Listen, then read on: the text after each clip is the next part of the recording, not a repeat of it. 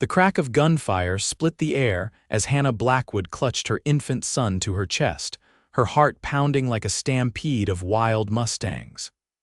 The dusty main street of Redemption Springs had erupted into chaos moments earlier when the bank robbery went wrong. Now she stood frozen among the panicking crowd, her trembling legs refusing to carry her to safety as bullets whistled overhead. It was May of 1876, and Hannah had only meant to purchase supplies before heading back to her small homestead outside of town. Her husband Thomas had been dead 6 months now, taken by the same fever that had claimed so many others that winter. At 22, she was alone with 4-month-old Samuel, trying to hold onto the land they had dreamed of building together. "Get down, madam." A deep voice cut through the chaos as a tall figure suddenly materialized beside her, his hand firm but gentle on her shoulder as he guided her behind a water trough. Hannah felt herself being pressed against rough wooden boards, the stranger's body partially shielding her and Samuel from the gunfire. "Keep your head down," he instructed, his voice calm despite the mayhem. Hannah looked up into eyes the color of a summer sky, set in a sun-weathered face beneath a wide-brimmed hat. Dust covered his denim and leather clothing, and a bandana hung loose around his neck. He was a cowboy, that much was clear from his attire and the worn leather chaps, but there was something in his gaze that spoke of more than just cattle drives and campfires. "My wagon," Hannah managed to gasp, clutching Samuel tighter as he began to fuss. "It's just down the street." "I need to get home," the cowboy nodded, his eyes scanning the street tactically. "Name's Quinn Hartley, madam. I'm going to get you and your little one out of here, but we need to wait for the right moment." He glanced at the baby. "Fine-looking boy you've got there." Hannah swallowed hard. "Samuel, my name is Hannah Blackwood." A bullet splintered the wood above their heads, making Hannah duck and cover Samuel with her body. The baby's cries grew louder, piercing through the sounds of shouting and gunfire. "Hush now, little man," Quinn said, surprising Hannah by gently touching Samuel's cheek with a calloused finger. The baby's eyes widened at the unfamiliar face, his cries momentarily subsiding. "The shooting's moving toward the other end of town," Quinn observed. "When I say run, you stay right behind me. Keep that baby covered. We'll head for your wagon." Hannah nodded, adjusting her grip on Samuel and preparing herself. Her heart felt like it might burst from her chest, but the steady presence of this stranger somehow calmed her enough to focus. "Now." Quinn's hand found her elbow as he guided her into a crouched run across the street. Hannah's skirts hampered her movement, but Quinn matched his pace to hers, constantly looking around for danger. They reached her small wagon, the mule still hitched and miraculously calm despite the commotion. "Get in," Quinn instructed, helping her up to the seat with one strong hand while keeping watch. "I'll drive. Which way to your place?" "North, about 4 miles past Willow Creek," Hannah answered, settling Samuel in her lap as Quinn climbed up beside her. He took the reins with practiced ease, clicking to the mule and steering them away from the main street, taking a back route out of town. "Obliged for your help, Mr. Hartley," Hannah said once they were clear of the immediate danger, the sound of gunfire now distant behind them. "I don't know what would have happened if just Quinn, madam," he interrupted, keeping his eyes on the road ahead. "And no need for thanks. Couldn't leave a mother and child in danger." As the wagon rumbled along the rutted trail, Hannah studied her rescuer's profile. His jaw was strong beneath several days' growth of beard, and a small scar cut through his right eyebrow. He couldn't be more than 30, she guessed, but his eyes held the weariness of a man who had seen much in his years. "You're not from around here," she observed. Quinn shook his head. "Just passing through. Was heading north to Montana Territory for the summer roundup." "You're a long way from Montana," a shadow of something regret perhaps passed over his features. "Been drifting for a while, go where the work is." Samuel began to fuss again, and Hannah bounced him gently on her knee. "He's hungry," she explained, embarrassment coloring her cheeks. "And I'm afraid our departure from town was so sudden I don't have anything prepared for him." Quinn nodded, understanding. We'll be at your place soon enough. Little fella can hold on a bit longer. They fell into silence as the wagon continued northward, the landscape gradually changing from the flat land surrounding the town to rolling hills dotted with scrub brush and the occasional stand of cottonwoods. The late afternoon sun cast long shadows across the trail, and Hannah found herself leaning slightly closer to Quinn, drawing comfort from his solid presence. "Just over that rise," she said eventually, pointing to a low hill ahead. "Our place is in the valley beyond." Quinn guided the mule up the incline, and as they crested the hill, Hannah's homestead came into view. It was modest, a small cabin with a lean-to barn and corral, a vegetable garden just beginning to show green shoots, and a chicken coop where a handful of hens scratched in the dirt. But it was hers, and seeing it whole and undisturbed after the terror in town brought tears of relief to her eyes. "It's not much," she said softly. "It's something to call your own," Quinn replied, respect evident in his tone. "That's more than most have." He drove the wagon right up to the cabin door and set the brake before jumping down. Before Hannah could manage to climb down while holding Samuel, Quinn was there, offering his arms to take the baby. Hannah hesitated only a moment before carefully passing Samuel to him. Quinn held the infant with surprising ease, supporting his head properly as Hannah climbed down from the wagon. "You've held babies before," she observed, taking Samuel back. A flash of pain crossed Quinn's features. "Long time ago," was all he said. Hannah unlocked the cabin door and stepped inside, gesturing for Quinn to follow. The interior was simple but clean, a main room with a stone fireplace, rough-hewn table and chairs, a rocking chair beside the hearth, and 2 doors leading to what were presumably bedrooms. Bundles of dried herbs hung from the rafters, and a few books sat on a small shelf. "Please sit," Hannah said, gesturing to the table. "Let me tend to Samuel and then I'll fix us something to eat. It's the least I can do to thank you."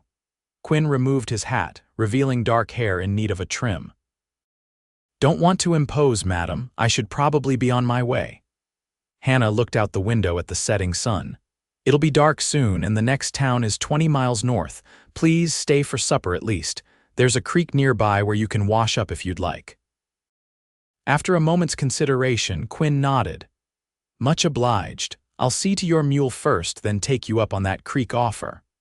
While Quinn tended to the animals, Hannah nursed Samuel in the privacy of her bedroom, her mind whirling with the day's events. What had started as a simple supply trip had turned into a nightmare and introduced her to a man unlike any she'd met before. There was something about Quinn Hartley that intrigued her, despite her better judgment. A widow with a small child had no business being intrigued by a drifting cowboy. By the time Quinn returned from the creek, his face and hands clean and his hair damp, Hannah had Samuel settled in his cradle and a pot of beans and salt pork simmering over the fire. She'd also changed out of her dusty town clothes into a simple calico dress. "Smells good," Quinn said, standing somewhat awkwardly just inside the door, his hat in his hands. "It's simple fare," Hannah replied, "but filling. Please sit." Quinn took a seat at the table, and Hannah noticed how he positioned himself to face the door, a habit of a man accustomed to watching his back. She ladled the beans into bowls and cut thick slices of bread she'd baked the day before. "So," she said as they began to eat, "you're heading to Montana." "Is that home?" Quinn shook his head. "No place to call home these days. Been working cattle from Texas to Wyoming for the past 5 years. Go where the work is." And before that, a beat of silence. "War, then tried farming for a spell in Missouri." The simple statement told Hannah volumes. Like many men of his generation, Quinn had fought in the war between the states. Whatever he'd seen or done there had set him on this drifting path. "My late husband Thomas and I came west 2 years ago," Hannah offered. "He had dreams of building a cattle operation here. The land was cheap, and he said a man could make something of himself where people didn't ask too many questions about the past." "Wise man," Quinn commented. "Sorry for your loss, Mrs. Blackwood." "Hannah, please," she smiled sadly. "It's still strange being addressed as Mrs. Blackwood." Makes me look for Thomas's mother. Quinn's lips curved slightly. Hannah, then. They ate in companionable silence for a while, the only sound Samuel's occasional coos from his cradle and the crackle of the fire. When they'd finished, Quinn insisted on helping with the dishes, standing beside Hannah at the washbasin, his sleeves rolled up to reveal muscular forearms marked with old scars. "Those bank robbers in town," Hannah said as she handed him a plate to dry. "Does trouble follow you, Quinn Hartley?" His hands stilled on the plate. "What makes you ask that, the way you handled yourself? You've been in situations like that before." Quinn resumed drying, his movements deliberate. "Trouble finds everyone at some point. I've just had my share of practice dealing with it. Were you a lawman?" Hannah pressed, curious about this enigmatic man who had come to her rescue. "For a time," he admitted. "After the war didn't suit me." Before Hannah could ask more, Samuel began to cry in earnest. She dried her hands quickly and went to lift him from the cradle, jiggling him gently. "Someone's got opinions about being left out of the conversation," she said with a tired smile. Quinn watched her with the baby, something unreadable in his expression. "You're good with him," he observed quietly. "He's all I have now," Hannah replied, kissing Samuel's downy head.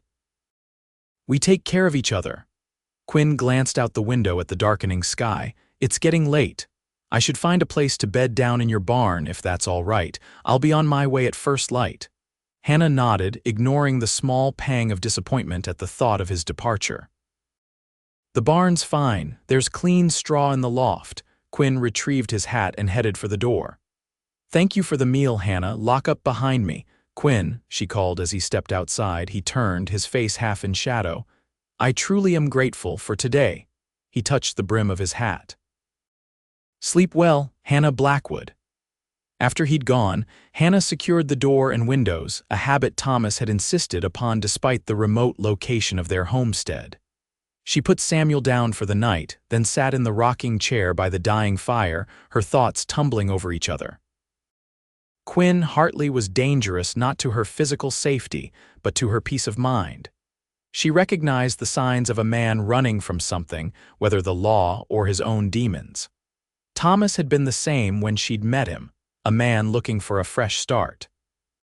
But where Thomas had been eager to build something permanent, Quinn seemed determined to remain untethered.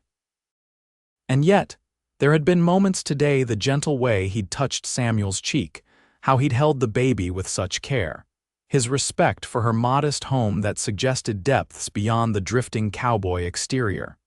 Hannah shook her head at her own foolishness. One day of acquaintance, and here she was spinning tales about a stranger who would be gone with the morning light. She had a child to raise and a farm to run.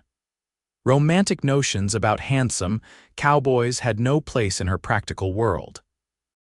With that firmly in mind, she banked the fire and went to bed, determinedly ignoring the awareness that Quinn Hartley slept just yards away in her barn. Morning arrived with the insistent crowing of Hannah's rooster. She rose, tended to Samuel, and began preparing breakfast, expecting to hear Quinn preparing to leave. Instead, when she stepped outside to fetch water from the well, she found him repairing a loose board on her chicken coop, his shirt sleeves rolled up despite the morning chill. "Noticed it was coming loose yesterday," he explained when he saw her.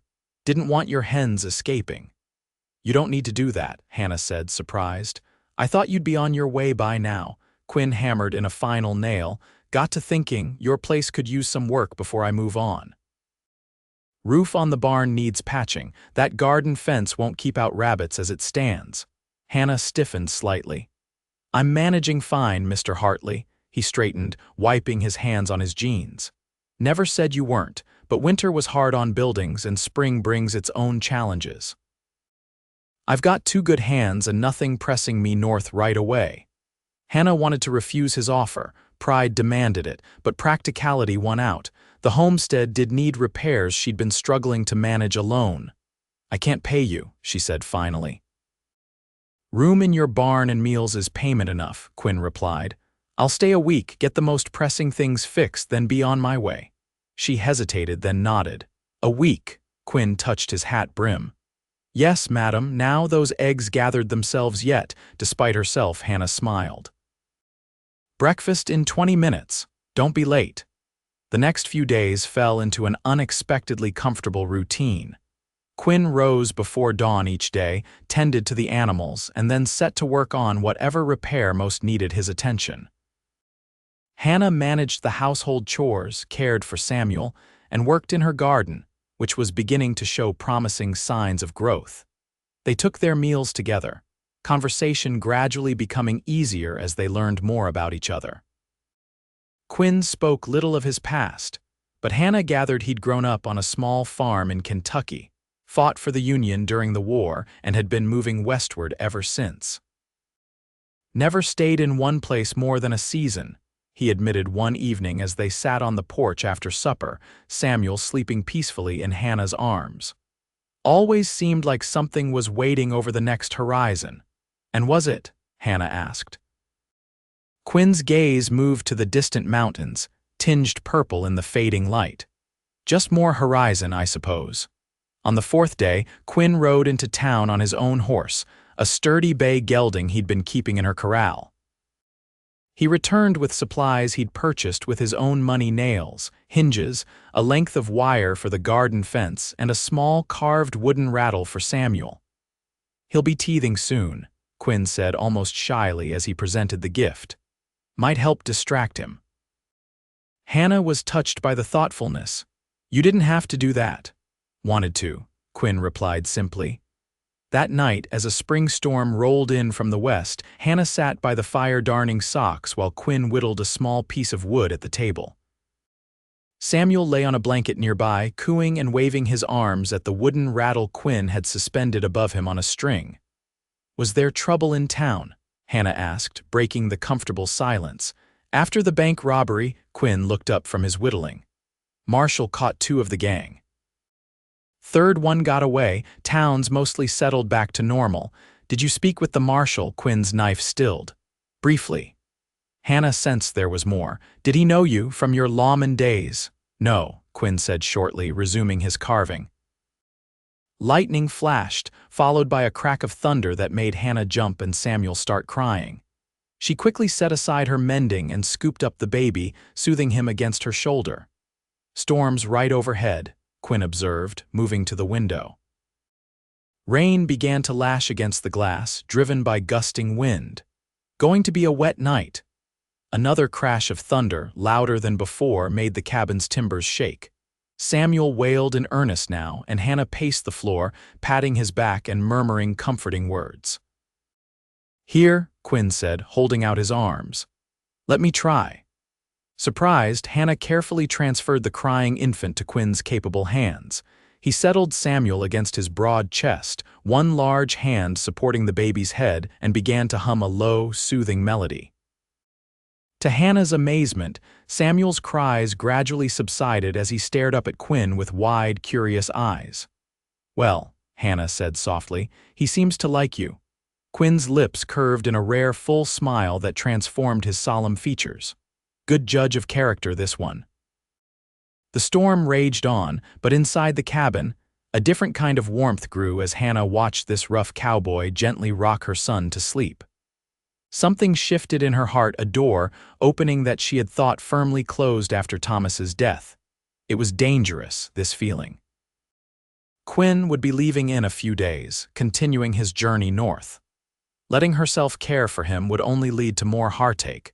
And yet, watching him with Samuel, she couldn't help but wonder what it might be like if he stayed. Later, after Samuel was tucked into his cradle, and Quinn had returned to the barn despite Hannah's offer to let him stay in the house during the storm, she lay awake listening to the rain hammer the roof. The week was half over. Soon Quinn would be gone and she would be alone again with her son and her memories. The thought brought an unexpected ache to her chest. In less than a week, Quinn Hartley had somehow become important to her. His quiet strength, his gentleness with Samuel, his respect for her independence while still offering help, all of it had combined to create feelings she wasn't prepared for. This is foolishness, she whispered to herself in the darkness. He's a drifter, a man without roots. But as sleep finally claimed her, Hannah's dreams were filled with images of Quinn standing beside her on the porch, watching the sunset with Samuel in his arms, as if he belonged there. The storm had passed by morning, leaving puddles in the yard and a freshness to the air. Hannah found Quinn already at work repairing a section of the barn roof that had leaked during the night. "You're up early," she called, shielding her eyes against the morning sun as she looked up at him. "Daylight's wasting," he replied, hammering a shingle into place. "Should finish the roof today, then tackle that north fence line. Posts are starting to rot." Hannah nodded, trying to ignore the countdown in her head. 3 more days and he would be gone. "I'm heading to the creek to wash clothes," she said. "Would you keep an ear out for Samuel?" "He's still sleeping." Quinn touched his hat brim in acknowledgement. "I'll check on him every few minutes." Hannah gathered the laundry and headed to the creek, which ran along the eastern edge of her property. The water was higher than usual after the storm, but a calm pool near a cluster of willows provided a good spot for washing. She knelt on the bank and set to work, the familiar task allowing her mind to wander. She was so deep in thought that she didn't hear the approaching footsteps until a voice spoke directly behind her. "Well, ain't you a pretty little thing, all alone out here?" Hannah whirled around, her heart leaping to her throat. A man stood there tall, unshaven, with a scar running down one cheek and clothes caked with mud. His hand rested on the gun at his hip, and his eyes held a dangerous gleam as they traveled over her figure. "This is private property," Hannah said firmly, rising to her feet despite her trembling knees. "You need to leave." The man grinned, revealing tobacco-stained teeth. "Now, that ain't friendly. Been riding all night, trying to put some distance between me and some misunderstandings back in town." He took a step closer. "Just need a place to rest up, maybe some company." Hannah's blood ran cold as realization dawned. This was likely the third bank robber, the one who had escaped capture. "My husband will be coming to check on me any minute," she lied, edging away from him. "He doesn't take kindly to trespassers." The man's grin widened. "Funny thing, been watching your place since dawn, only seen you and some cowboy, no husband that I could spot." He reached out and caught her arm. "Now, why don't you and I take your hand off her?" Quinn's voice cut through the morning air like a whip. Hannah turned to see him standing 20 yards away, his rifle leveled steadily at the intruder. His expression was cold, focused in a way she hadn't seen before. The stranger's hand moved to his gun, but Quinn's voice stopped him. "I wouldn't. My trigger finger's mighty itchy this morning and I'm not in a charitable mood." The man hesitated, then slowly raised his hands. "Just passing through, friend, no harm meant. I'm not your friend," Quinn replied evenly. "Hannah, come over here." She moved quickly to Quinn's side, her laundry forgotten on the creek bank. "Now," Quinn continued, "you're going to turn around and ride out. Keep going until you hit the territorial border. If I see you again, I won't be so polite." The man's eyes narrowed. "You look familiar, mister." "Have we crossed paths before?" "Could be," Quinn said, his expression unchanging. "I've dealt with plenty of your kind." Something like recognition flickered in the stranger's face. "Wait a minute, Hartley, Quinn Hartley." Quinn didn't respond, but Hannah felt him tense beside her. The man let out a low laugh. "Well, I'll be damned. The famous Marshall Hartley hiding out on some widow's farm thought you were dead after that business in Cheyenne." "Last warning," Quinn said quietly. "Leave now." The man backed away slowly. "Sure thing, Marshall. But folks might be interested to know where you've been keeping yourself. There's still money on your head in Wyoming territory." Hannah glanced at Quinn, whose face had gone hard as stone. The rifle in his hands never wavered. The stranger mounted his horse, which was tethered nearby. "See you around, Marshall," he called mockingly before galloping away. Only when the rider had disappeared from sight did Quinn lower his rifle. He turned to Hannah, his expression guarded. "Are you hurt?" he asked. "No," she replied, searching his face. "Quinn, what was he talking about?" "Marshall Hartley, money on your head." Quinn's jaw tightened. "Let's get back to the cabin, make sure Samuel is all right." "Quinn, not here," he cut her off, scanning the surrounding trees. "Inside." They walked back to the cabin in tense silence. Samuel was still sleeping peacefully, unaware of the danger that had come so close. Quinn checked all the windows and doors before finally setting his rifle aside and facing Hannah. "I should have been honest with you from the start," he said, his voice low. "I owe you that much." Hannah sat at the table, her hands clasped tightly together. "Were you a marshal?" Quinn nodded. "Wyoming Territory, 4 years ago. And now there's a price on your head. Are you a wanted man?" Pain flashed across his features. "Not the way you're thinking. I'm not running from the law. I'm running from men who want me dead." Hannah waited, sensing there was more to the story. Quinn dragged a hand through his hair. "I was assigned to a mining town called Silver Gulch. Rough place. The silver mine was owned by a man named Donovan, who had most of the county officials in his pocket. His men were terrorizing the smaller claim owners, running them off their land, sometimes worse." He paused, his eyes distant with memory. "I started investigating. Found evidence Donovan had ordered the murder of 3 miners who wouldn't sell their claims. When I tried to arrest him, things went bad. There was a shootout. Donovan and 2 of his men ended up dead." "You were doing your job," Hannah said softly. Quinn's laugh was bitter. "That's what I thought, but Donovan had powerful friends." Suddenly, witnesses appeared claiming I'd gunned them down in cold blood.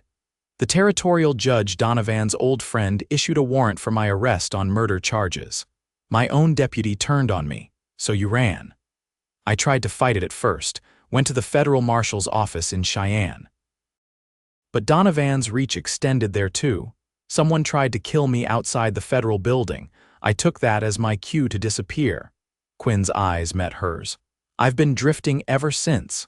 Changing my name sometimes, never staying anywhere long enough for people to start asking questions." Hannah absorbed this information, trying to reconcile it with the man she'd come to know.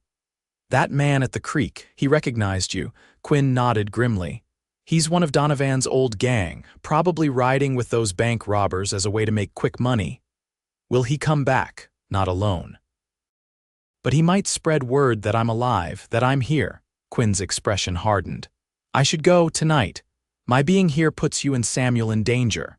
Hannah rose from her chair, suddenly certain of one thing. "No," Quinn looked at her in surprise. "Hannah, you don't understand." "I understand perfectly," she interrupted. "You're an honorable man who tried to do the right thing and was punished for it, and now you believe running is the only option." "It is," he insisted. "Men like Donovan's friends don't forget, they don't forgive." "And neither should you," Hannah countered. "How long will you run, Quinn? Another year, 5, the rest of your life?" He had no answer for that. Hannah stepped closer to him.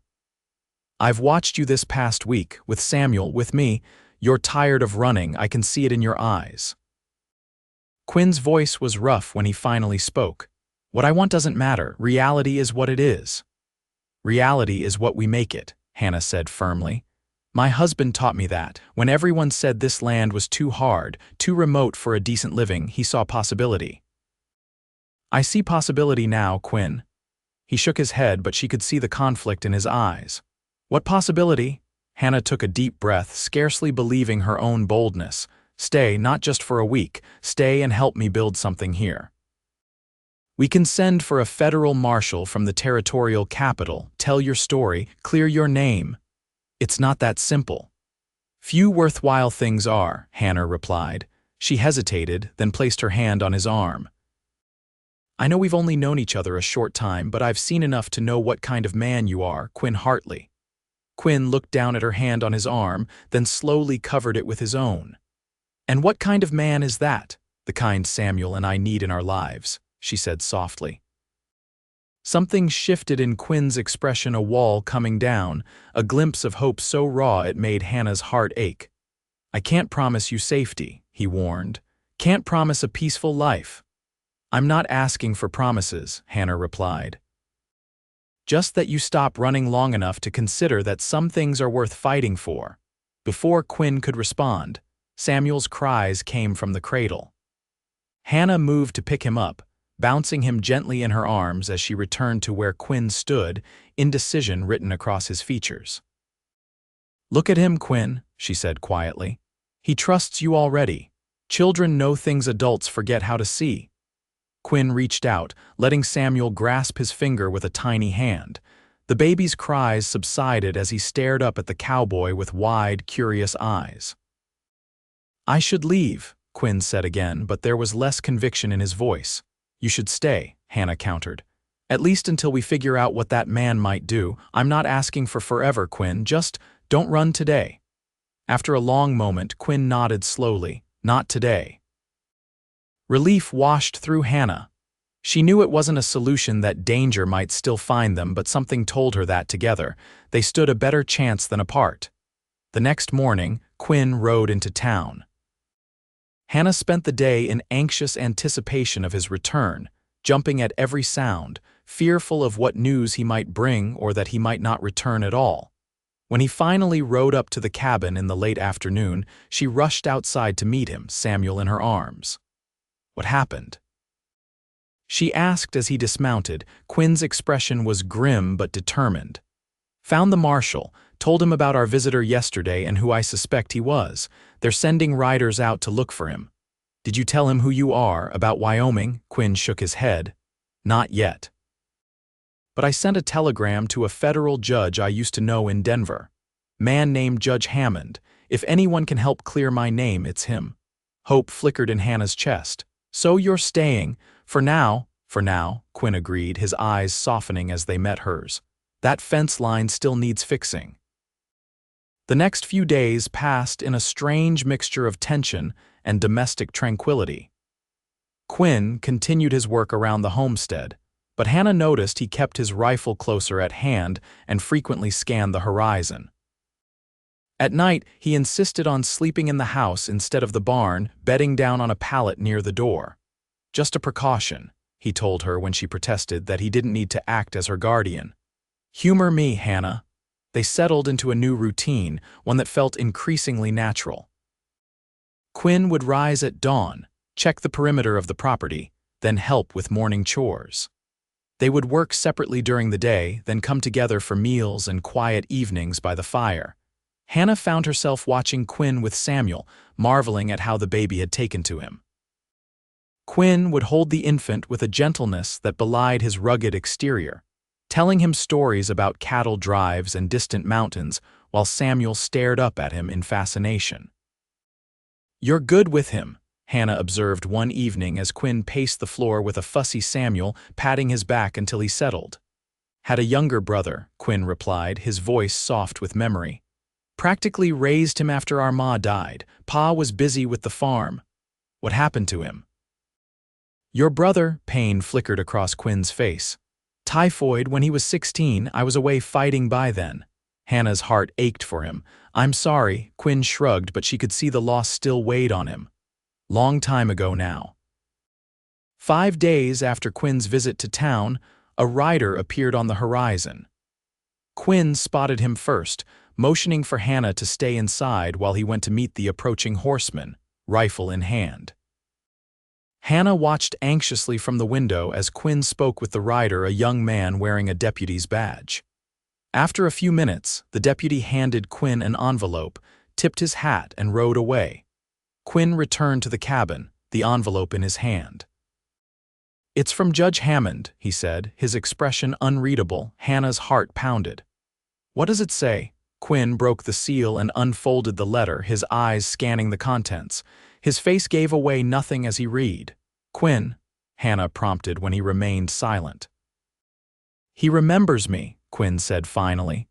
"Says he always thought the charges were suspicious. He's coming to the territorial capital next month for the circuit court, wants me to meet him there, bring any evidence I still have." "That's good news, isn't it?" Hannah asked cautiously. Quinn folded the letter carefully. "Maybe, if he can convince the federal authorities to reopen the case." He looked up at her, his blue eyes troubled. "But it means I'll have to leave, for a while at least." Hannah nodded, trying to hide her disappointment. "How long?" 2 weeks, maybe more." Quinn set the letter on the table. "Hannah, even if Hammond helps me, this won't be resolved quickly. Clearing my name could take months, years even." "I understand," she said, though her heart protested. Quinn stepped closer, his gaze intent. "Do you?"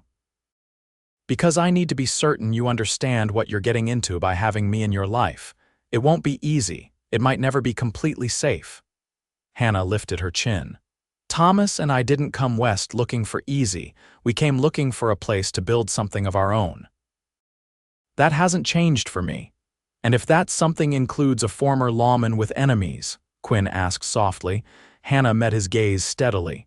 "Then we face them together." Something shifted in Quinn's expression, a decision made, a path chosen. He reached out slowly, giving her time to pull away, and cupped her cheek in his calloused palm. "I've been running so long," he murmured. "Never thought I'd find a reason to stop." Hannah leaned into his touch. "Have you found a reason?"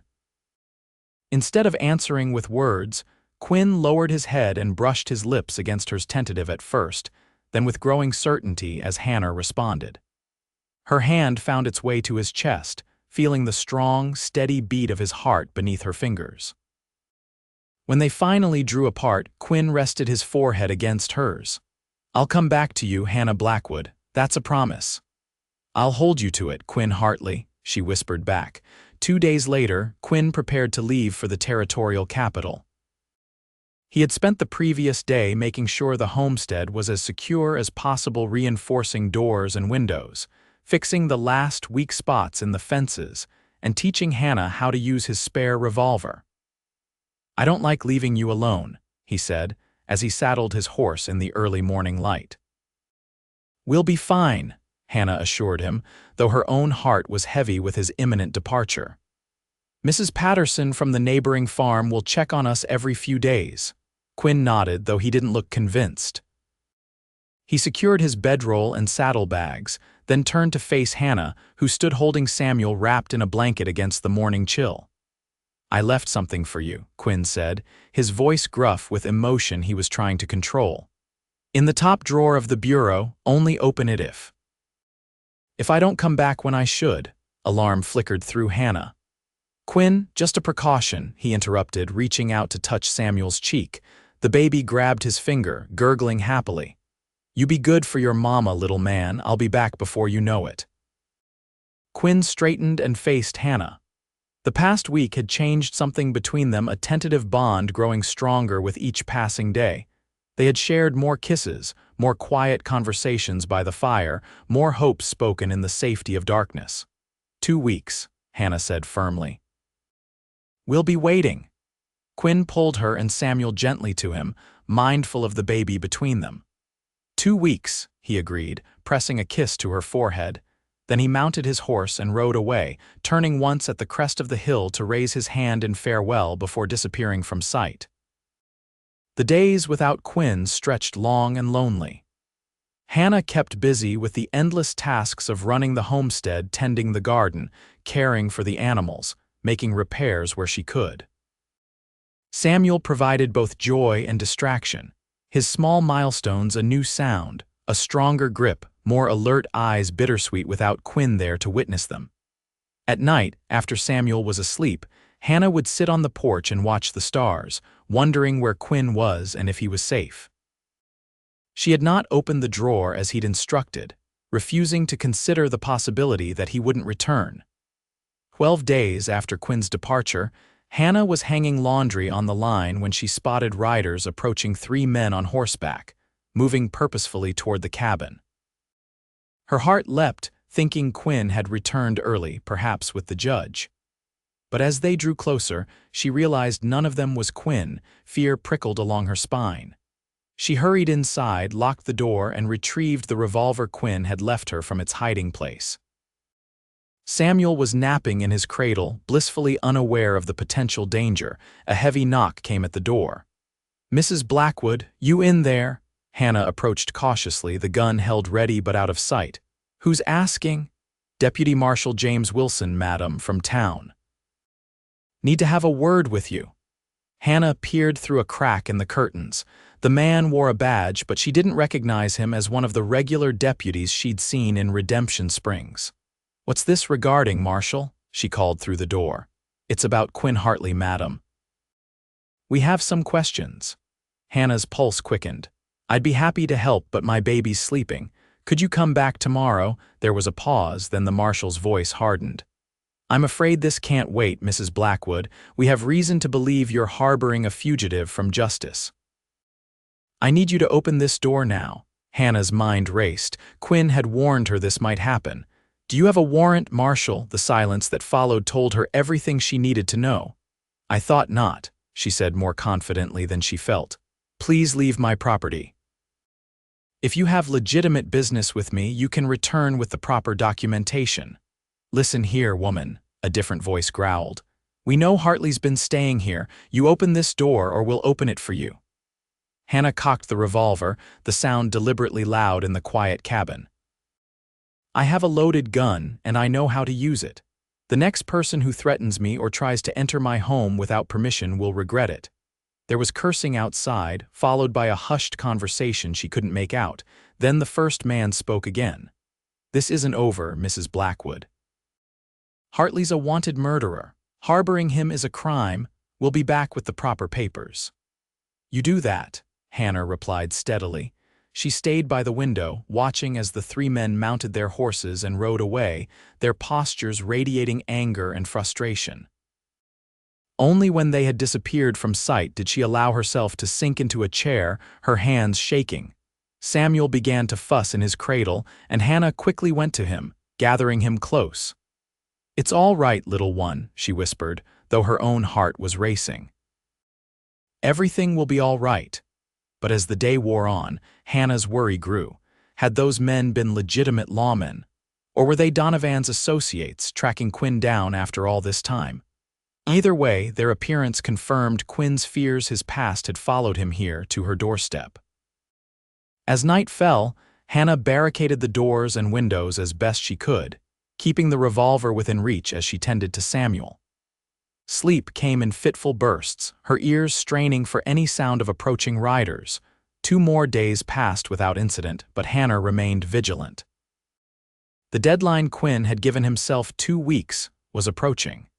She prayed he would return soon, that whatever business he had with the judge was proceeding well.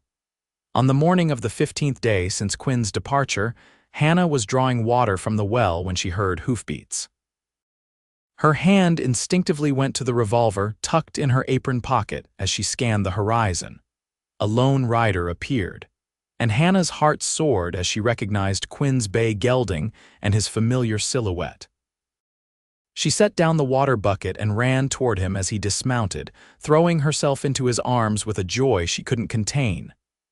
"You're back," she breathed, inhaling his familiar scent of leather and pine. Quinn's arms tightened around her. "Told you I would be."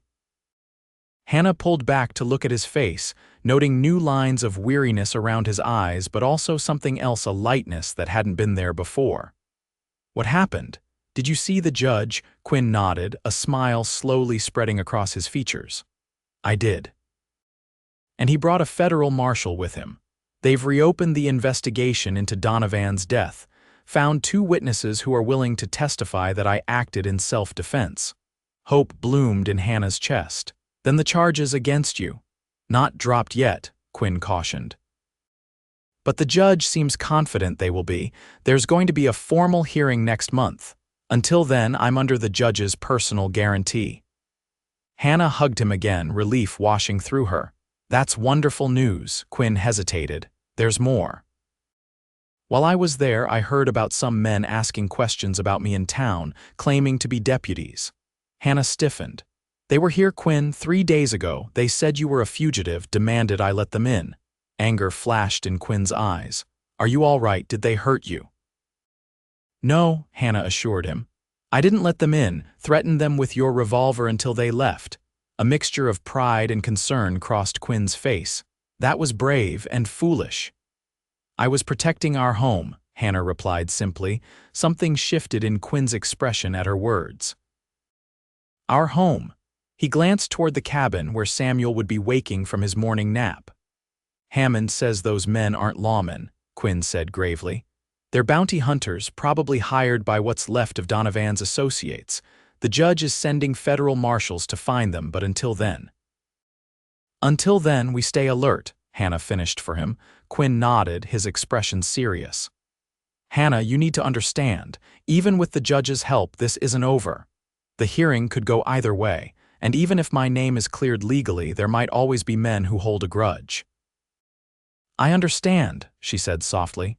Do you? Quinn searched her face. Because I need to know right now if this is too much for you. If you want me to leave to keep you and Samuel safe, I will. It would break my heart, but I'd do it. Hannah took his face between her hands, her decision already made. Quinn Hartley, I've spent the past 2 weeks realizing something I think I've known since the day you guided me and Samuel away from danger. You belong here with us. Whatever comes, we face it together. The tension in Quinn's shoulders eased slightly. You're sure? I've never been more sure of anything, Hannah replied. Quinn's smile was like the sun breaking through clouds. He reached into his pocket and pulled out a small leather pouch. In that case, I have something to ask you. Hannah's breath caught as Quinn opened the pouch and tipped a simple gold band into his palm. It was my mother's, he explained, his voice rough with emotion. Only thing of hers I kept all these years, been carrying it with me, never knowing why until I met you. He took her hand, his blue eyes never leaving hers. Hannah Blackwood, I know it's fast. I know there are 100 reasons why this is crazy, but I love you. I love Samuel. And if you'll have me, I want to spend the rest of my life building something here with you both. Tears blurred Hannah's vision as joy filled her heart. Yes, she whispered. Yes, Quinn. He slipped the ring onto her finger, then pulled her close for a kiss that held all the promise of their future together, a future that might hold challenges, but also love and the family they would build together. When they finally broke apart, Quinn rested his forehead against hers. Let's go see our boy, he murmured. Hand in hand, they walked toward the cabin, not just a homestead now, but truly a home. The next month passed in a blur of activity. Quinn and Hannah were married by the local preacher in a simple ceremony attended by a few neighbors and Judge Hammond himself, who had traveled from the territorial capital to show his support. The judge also brought news the federal investigation was proceeding well, and the evidence against Quinn's accusers was mounting. I don't want to make promises I can't keep, Hammond told Quinn after the ceremony, but I believe by summer's end, your name will be officially cleared. True to his word, in late August of 1876, a letter arrived bearing the territorial governor's seal. Quinn's hands trembled slightly as he broke it open and read the contents, Hannah watching anxiously with Samuel on her hip. It's done, Quinn said finally, looking up with wonder in his eyes. The charges have been dismissed. There's a full pardon for any technical violations during my departure from Wyoming. Hannah's eyes filled with tears of joy. It's over, Quinn pulled her and Samuel into his arms. The legal part, at least, my name is clear again.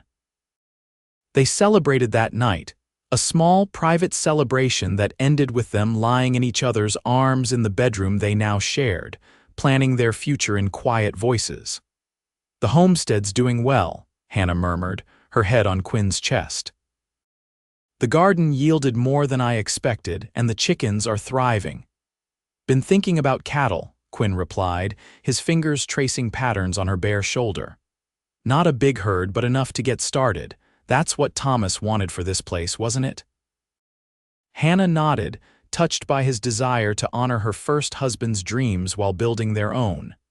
He would have liked you, Quinn, would have approved of you taking care of us. Quinn pressed a kiss to her hair. I'll spend my life trying to be worthy of that. In the cradle nearby, Samuel slept peacefully, unaware of how much his life had changed in the months since that frightening day in town when a stranger had guided him and his mother to safety. As autumn painted the landscape in golds and reds, Quinn and Hannah began to expand their operations, purchasing a small herd of cattle and hiring 2 local boys to help with the increased workload. The homestead that had once seemed too quiet to Hannah now bustled with life and purpose. The bounty hunters never returned, likely deterred by the news of Quinn's official pardon and the presence of federal marshals who had been watching for them. Gradually, the wariness that had been part of Quinn's nature for so long began to ease, though he remained vigilant in protecting his new family. Winter came early that year, blanketing the land in snow and keeping them close to home. They spent the long evenings by the fire, Quinn teaching Hannah to play checkers, Hannah reading aloud from one of her precious books, Samuel growing stronger and more curious by the day. On a clear December morning, Hannah stood on the porch watching Quinn and one of the hired hands mend a fence in the distance. Samuel, now nearly a year old, played at her feet with the wooden animals Quinn had carved for him. Her hand drifted unconsciously to her stomach, where new life was growing, a secret she planned to share with Quinn that evening. Another child to love, another thread in the tapestry of the life they were weaving together. From disaster had come blessing. From fear had come courage. From two broken, lonely souls had come a family, stronger in their joining than either had been alone. As if sensing her thoughts, Quinn looked up from his work and waved. Hannah waved back, her heart full. The path ahead might not always be smooth, but they would walk it together, the cowboy who had stopped running, the woman who had found the strength to begin again, and the children who would inherit the legacy of their love. In the wild western landscape that had once seemed so harsh and unforgiving, they had found home in each other's arms.